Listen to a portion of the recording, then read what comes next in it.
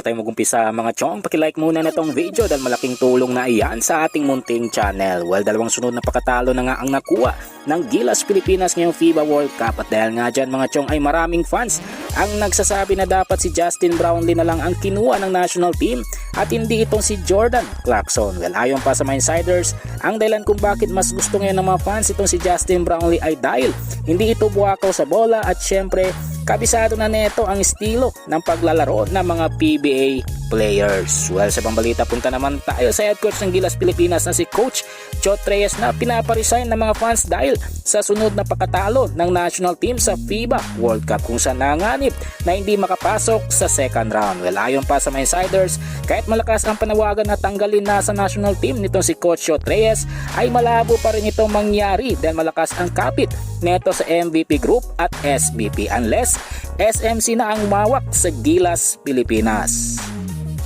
Ang list sa ating balita mga chong patungkol naman sa big man ng Magnolia na si James Laput na maganda ang pinakita sa natapos na PBA on tour. Well, ayon pa sa report, kumpiyansa itong si James Laput na madadala niya next season ng kanyang naging performance sa preseason. Kaya naman excited na din ito sa pagbubukas ng Commissioner's Cup sa Oktubre. Well, good luck na lamang dito kay James Laput next season. Well mga chong, hanggang dito na lang ang ating balitang PBA at syempre huwag kalimutan mag-subscribe at i-like itong video bilang pag-suporta. So this is Channel B once again.